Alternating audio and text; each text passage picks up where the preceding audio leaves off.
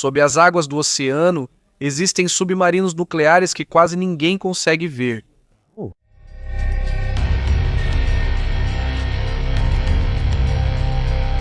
Eles se movem silenciosamente enquanto carregam algumas das armas mais poderosas já feitas pelo homem.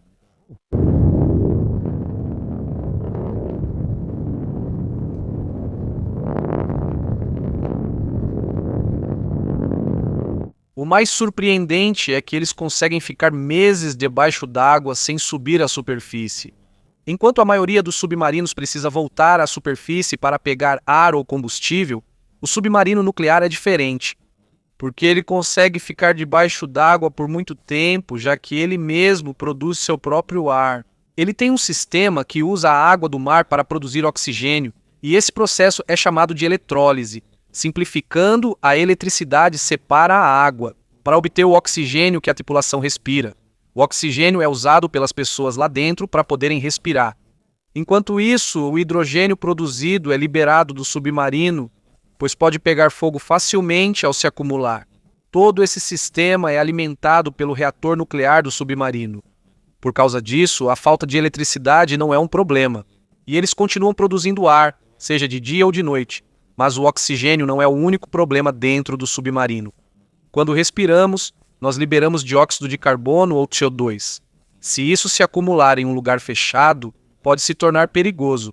Por isso, existem filtros especiais e sistemas químicos dentro do submarino que absorvem o CO2 para manter o ar seguro. Até mesmo a fumaça da cozinha, o cheiro de produtos químicos e outras impurezas do ar também são limpos pelos sistemas de filtragem.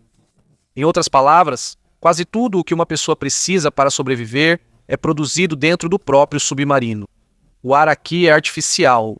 A água, por sua vez, vem do processo de dessalinização, onde a água do mar é transformada em água potável, e todo o local é alimentado por energia nuclear.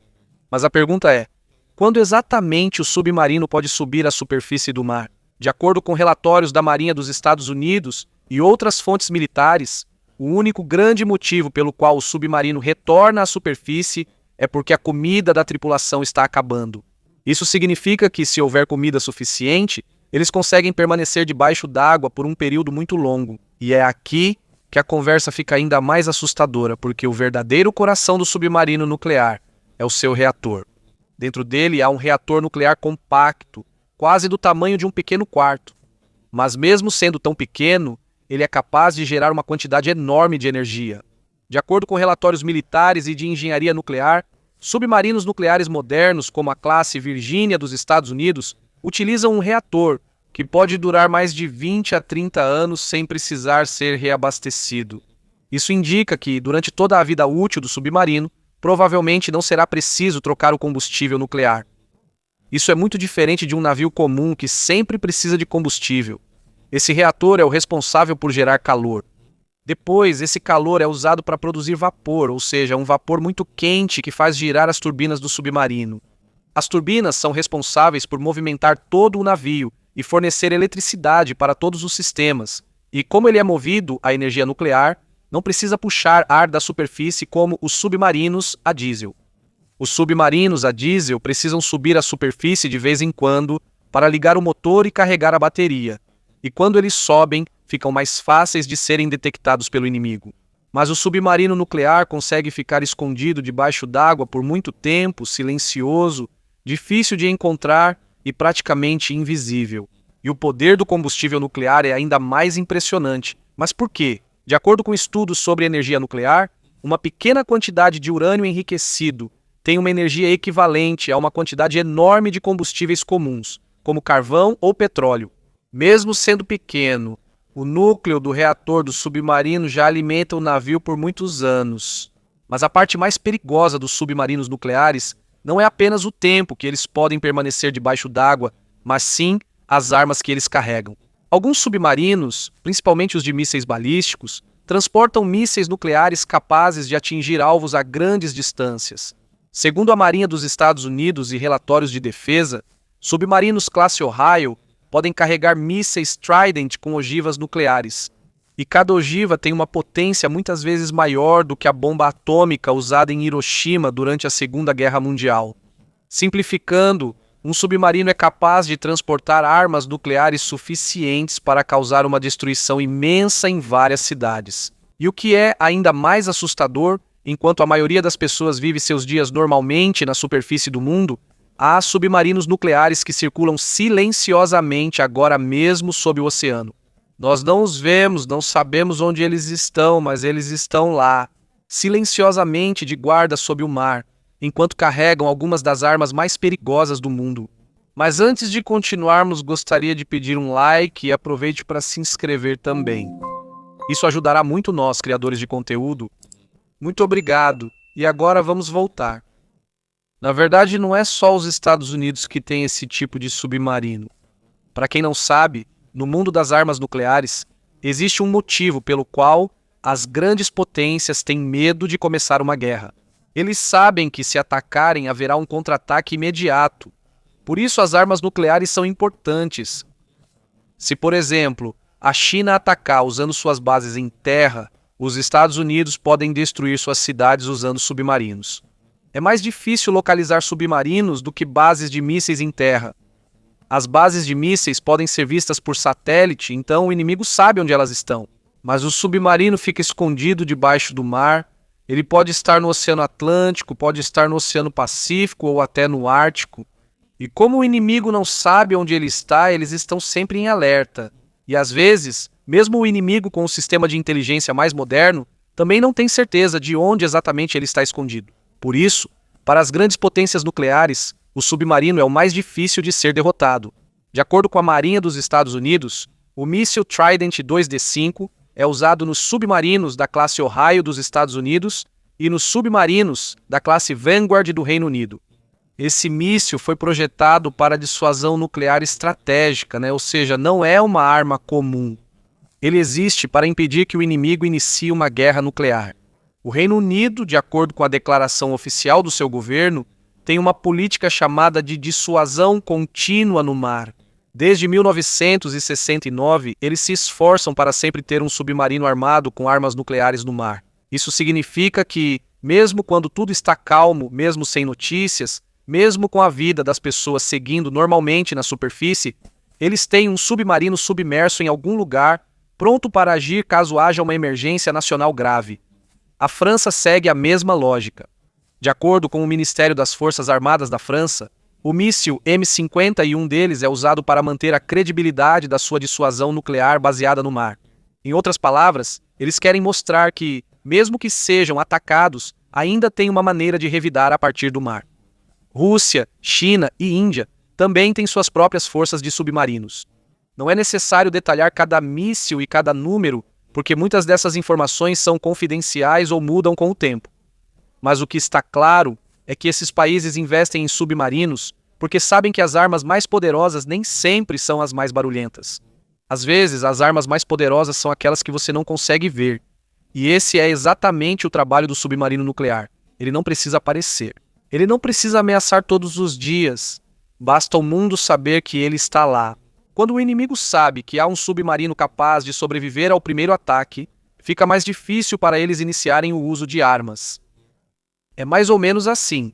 Se duas pessoas têm armas muito poderosas, ambas vão pensar duas vezes antes de agir, porque sabem que atacar primeiro não garante segurança, pois ainda haverá um contra-ataque.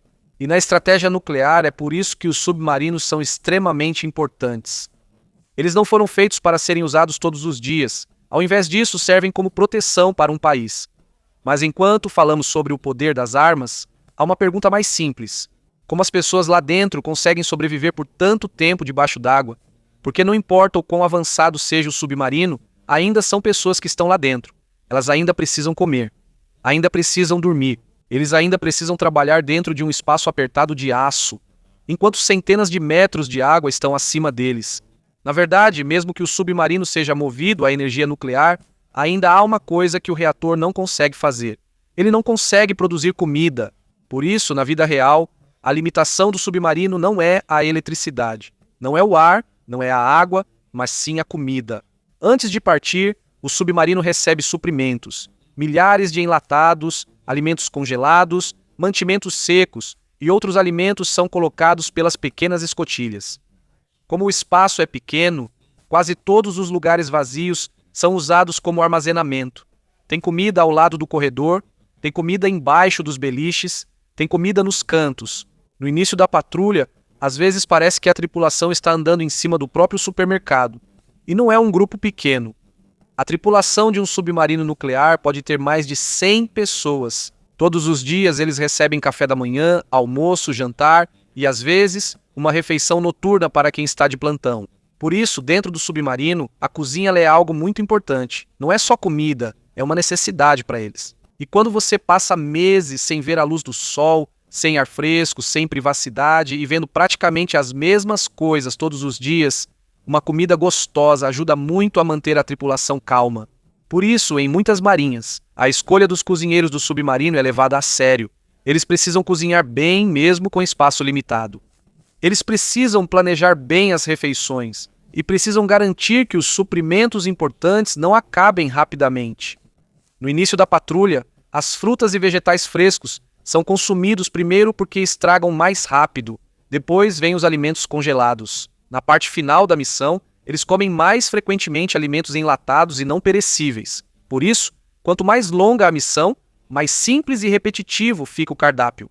Mas mesmo assim, a comida ainda é importante, porque debaixo d'água, uma refeição decente não é um luxo. Pelo contrário, é um descanso, é um conforto, é um lembrete de que mesmo em um mundo de aço, eles ainda são humanos. Mas mesmo que a tripulação esteja satisfeita, há outra coisa ainda mais importante para a sobrevivência do submarino: o silêncio. Debaixo d'água, o barulho é como uma luz na escuridão. Se você for ouvido, pode ser encontrado. Se for encontrado, pode ser seguido.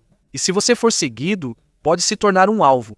Por isso, na guerra de submarinos, a verdadeira defesa não é a espessura do aço. A verdadeira defesa é o silêncio. Como dizem, os submarinos nucleares modernos são feitos para serem extremamente silenciosos. Todo o design de um submarino é focado em reduzir o ruído. A hélice ou o sistema pump jet foi feito para não gerar vibração facilmente. As máquinas dentro recebem suportes especiais para que o barulho não se espalhe pelo casco do submarino. Até os movimentos da tripulação são disciplinados. Você não pode simplesmente gritar.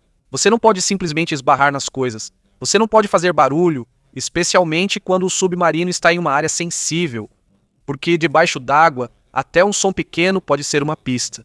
E o oceano em si já é um lugar barulhento. Tem ondas, tem chuva na superfície, tem baleias, tem outros navios. Existem sons naturais vindos do fundo do mar.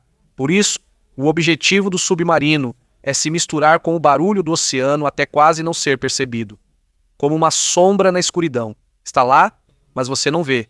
Se move, mas você não ouve. E quanto mais silencioso o submarino, mais perigoso ele se torna, porque o inimigo mais perigoso não é aquele que sempre aparece, mas sim aquele que está perto há muito tempo, mas só se percebe quando é tarde demais.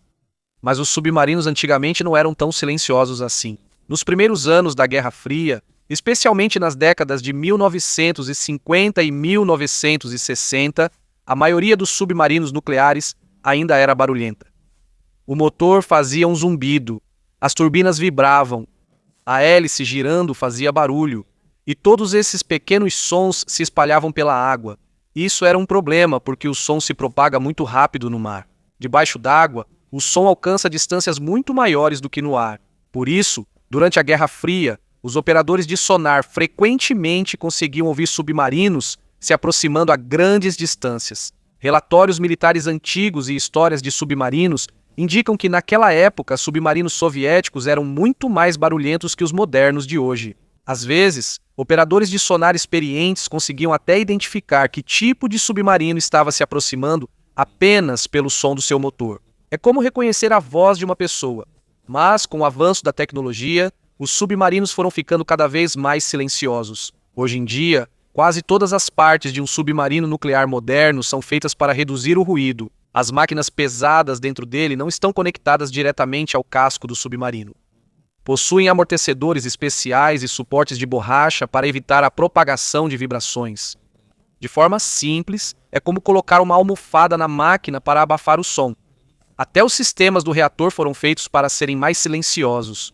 Existem alguns submarinos modernos que usam sistemas de resfriamento que não são tão mecânicos. Eles quase não exigem bombas potentes durante a operação normal. Por causa disso, o barulho interno é reduzido. Até a hélice foi modificada também. Em vez de usar apenas uma hélice comum, muitos submarinos novos agora utilizam o sistema Pump Jet. Ele é mais silencioso enquanto está em movimento. É mais difícil de ouvir, mais difícil de localizar. Até o exterior do submarino tem um revestimento especial. Relatórios de defesa militar indicam que certos submarinos usam painéis tipo borracha no casco para absorver ondas de sonar. Quando menos sinais de sonar retornam, fica mais difícil saber onde está o submarino. E esse é realmente o principal objetivo deles, não é velocidade, não é força, mas sim permanecer invisível e inaudível. Por causa da guerra submarina, se o inimigo te detectar, isso já é um grande problema. Por isso, países grandes gastam bilhões de dólares só para tornar seus submarinos ainda mais silenciosos. E mesmo com a tecnologia super avançada de hoje, ainda é um grande desafio militar encontrar um submarino que realmente não quer ser encontrado. Mas enquanto tudo está silencioso dentro do submarino, há algo lá que, surpreendentemente, é muito importante para o dia a dia da tripulação. E isso é a comida. De acordo com várias marinhas, uma comida saborosa faz muita diferença para manter a condição mental da tripulação em ordem. Apesar disso, mesmo com comida e um sistema organizado lá dentro, existe um grande problema nos submarinos que até hoje não é fácil de resolver. E isso é a comunicação. Quando o submarino está debaixo d'água, quase toda a conexão dele com o mundo da superfície é cortada. E o motivo é simples. As ondas de rádio não entram facilmente na água do mar. Na superfície, a comunicação por rádio é rápida, mas debaixo d'água é outra história. O sinal enfraquece rápido ao atravessar a água do mar, tornando o rádio militar comum quase inútil quando o submarino está em grande profundidade. Por causa disso, algumas marinhas usam frequências muito baixas, ou sinais VLF. Também existem sistemas de frequência extremamente baixa, ou ELF. Esses sinais são mais lentos, mas conseguem chegar até debaixo d'água. O problema é que a transmissão de dados é extremamente lenta. Explicando de forma simples, é como se fosse uma internet muito lenta. Às vezes, uma mensagem curta pode levar vários minutos ou até mais para chegar ao destino. E se a ordem for longa ou complicada, fica ainda mais difícil de enviar. Por isso, os militares criaram um método especial para conseguir enviar mensagens aos submarinos. Mas o que isso pode fazer é muito limitado. Normalmente só são enviadas mensagens curtas e codificadas. Não são conversas longas. Não é chamada de vídeo. Não é comunicação em tempo real. Às vezes, o submarino recebe apenas alguns caracteres ou palavras-código, e cada código corresponde a uma instrução. De acordo com relatórios militares e analistas de defesa, um dos tipos mais importantes de mensagem é a mensagem de ação de emergência. Esse é o tipo de instrução codificada usada para as situações mais sérias, incluindo possíveis ordens de lançamento nuclear. Por isso, todo o sistema de comunicação dos submarinos nucleares foi feito para garantir que a mensagem crítica chegue até eles, mesmo quando estão debaixo d'água. Mas há um problema. Quando o submarino quer enviar uma resposta mais clara ou receber mais informações, ele precisa subir mais perto da superfície, mas não vai emergir totalmente, mas só o suficiente para colocar a antena para fora da água. Quando isso acontece, é aí que eles recebem transmissões via satélite e enviam suas respostas. Depois disso, eles submergem rapidamente de novo, porque quanto mais tempo ficam perto da superfície, maior a chance de serem vistos pelo inimigo. Podem ser detectados pelo radar. Aeronaves de vigilância podem perceber. O sinal é rastreável, então toda vez que sobem para perto da superfície, fazem isso com muito cuidado.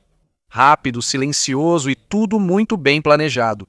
Porque mesmo só alguns minutos de exposição já representam um grande risco para o submarino. Mas não é só a comunicação que é difícil debaixo d'água, a navegação também. Para uma pessoa comum é fácil usar o GPS. É só abrir o seu celular que você já vê onde está, mas no submarino não é tão simples assim. O GPS não funciona em águas profundas porque os sinais de satélite não conseguem penetrar direito na água do mar. Por isso, enquanto o submarino está debaixo d'água, ele não sabe sua posição exata usando satélite.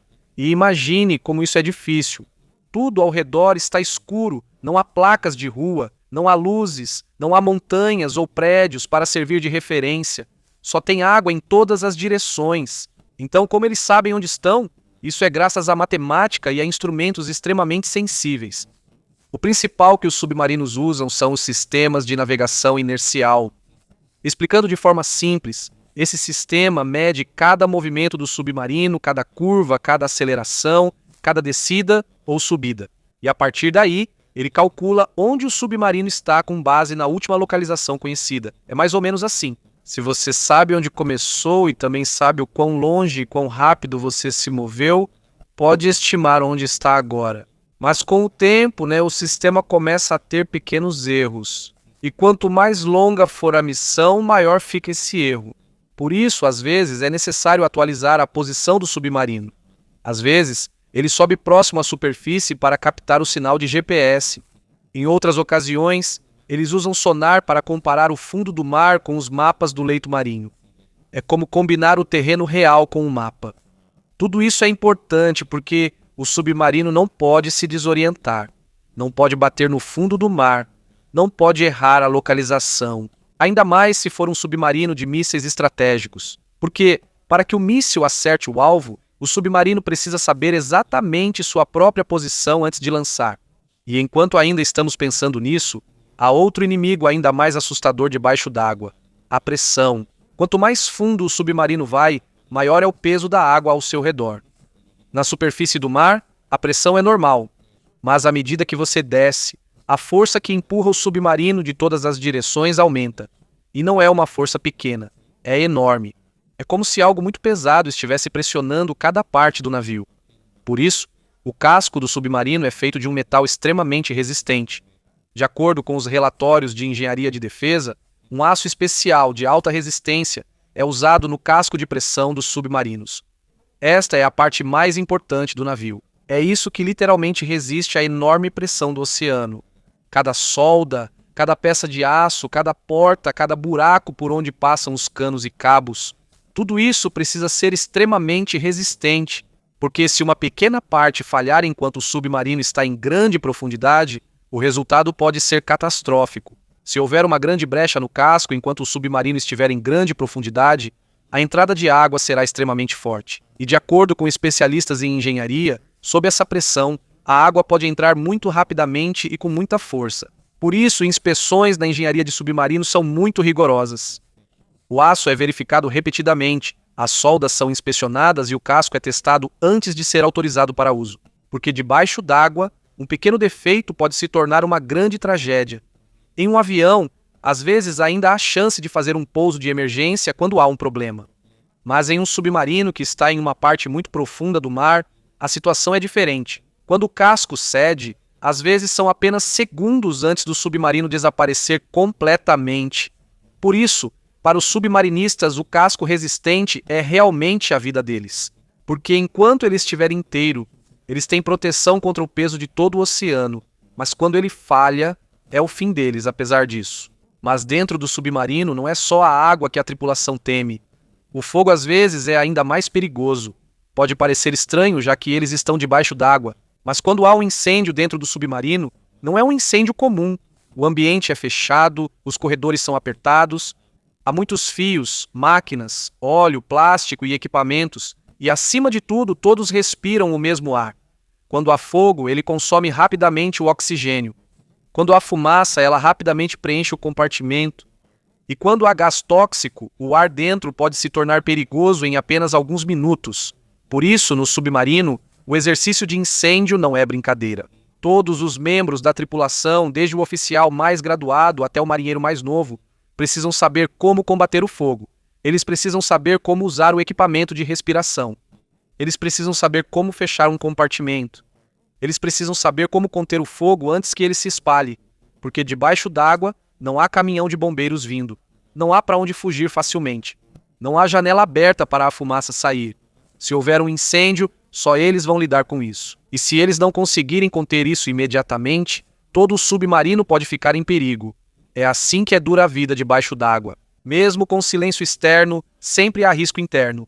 Na Guerra Fria, o mundo dos submarinos ficou ainda mais perigoso. Eles não só patrulhavam naquela época, eles estavam vigiando uns aos outros. Eles estavam se escondendo uns dos outros. Eles se seguiam e às vezes estavam tão próximos que ninguém lá em cima percebia. Na época dos Estados Unidos e da União Soviética, Grande parte da luta deles aconteceu debaixo do oceano. Isso não aparecia na TV. Isso não se ouvia no noticiário. Mas sob os oceanos Atlântico, Pacífico e Ártico, havia submarinos silenciosamente procurando inimigos. O objetivo dos submarinos de ataque era simples, mas perigoso: encontrar o submarino de mísseis do inimigo, segui-lo sem ser notado, ouvir seus sons, descobrir seus movimentos, e se uma guerra nuclear estourar, eles serão os primeiros a tentar impedir isso antes que os mísseis sejam lançados. É assim de difícil. A guerra submarina durante a Guerra Fria era extremamente tensa. Um movimento errado e alguém poderia ouvir. Um único barulho vindo da máquina poderia revelar a posição. Um movimento errado poderia aproximar dois submarinos a uma distância perigosa. E como armas nucleares estão em jogo, qualquer pequeno erro pode se tornar algo grande. Muitos dos detalhes dessas operações ainda são classificados até hoje. Por isso, muitos membros da tripulação voltavam dessas missões sem poder contar nem para suas famílias para onde foram ou o que fizeram. Eles trabalharam silenciosamente debaixo d'água, vigiaram em silêncio e carregaram silenciosamente o peso de uma missão que poderia decidir o destino de muitas nações. Mas não importa o quanto a tripulação seja habilidosa ou o quanto o submarino seja avançado, ainda há momentos em que eles não conseguem voltar, porque o mar não perdoa. Quando um submarino se perde nas profundezas do oceano, às vezes é muito difícil encontrá-lo. Não há luz, é muito profundo, é imenso, e os destroços podem estar espalhados no fundo do mar como pequenos pedaços em um mundo imenso. Um dos exemplos mais conhecidos é o USS Scorpion dos Estados Unidos. De acordo com os registros da Marinha dos Estados Unidos, ele desapareceu em 22 de maio de 1968, enquanto voltava de uma missão. Havia 99 tripulantes a bordo. Ele não chegou a Norfolk, Virgínia. Uma grande operação de busca foi iniciada, mas só alguns meses depois, os destroços foram encontrados no fundo do Oceano Atlântico, perto dos Açores. A uma profundidade de aproximadamente 10 mil pés até hoje, ainda se discute a verdadeira razão do seu desaparecimento. Há uma explicação oficial sobre a falha no torpedo. Há outras teorias não comprovadas. O certo é que os 99 tripulantes nunca voltaram para casa. No mesmo ano, o submarino soviético K-129 também desapareceu no Oceano Pacífico. De acordo com relatórios desclassificados, isso levou a uma das operações mais secretas e ambiciosas da CIA durante a Guerra Fria. Isso foi chamado de Projeto Azorian. A CIA construiu um grande navio de salvamento que parecia um navio de mineração marítima, mas a verdadeira missão dele era tentar recuperar parte do submarino soviético afundado das profundezas do Pacífico. Segundo materiais desclassificados da CIA, só parte do submarino foi recuperada e muitos detalhes ainda não foram revelados ao público. Isso mostra a importância dos submarinos na Guerra Fria. Mesmo afundados, seus segredos ainda tinham valor. E em 12 de agosto de 2000, mais um desastre com o submarino chocou o mundo. O submarino russo Kursk afundou no mar de Barents enquanto participava de um exercício militar. De acordo com a investigação oficial russa, mencionada em vários relatórios, acredita-se que tudo começou com a explosão de um torpedo dentro do submarino. Todos os 118 tripulantes morreram. O mais doloroso é que há relatos de que alguns deles possivelmente sobreviveram à primeira explosão, mas não foram resgatados a tempo. Por causa disso, o mundo viu ainda mais como é difícil o resgate de submarinos. Quando algo ruim acontece debaixo d'água, não basta saber onde o submarino está. Você também precisa chegar lá rapidamente. Precisa abrir a escotilha, precisa lutar contra a pressão, o frio, a escuridão e o tempo. E muitas vezes, o tempo é o maior inimigo. Essa é a dura realidade. Na vida dos submarinistas, quando o soldado está em terra, ele ainda tem chance de ser encontrado. Quando o piloto cai, ele ainda tem chance de ser resgatado. Mas quando o submarino desaparece no fundo do mar, às vezes não há corpos, não há destroços e nenhuma resposta clara chega à família. Por isso, cada patrulha de submarino traz um perigo silencioso. Não só por causa do inimigo, mas também pelo próprio lugar onde eles trabalham. Um mundo escuro, frio e extremamente profundo, onde, quando algo dá errado, às vezes é o próprio mar que esconde toda a história. Isto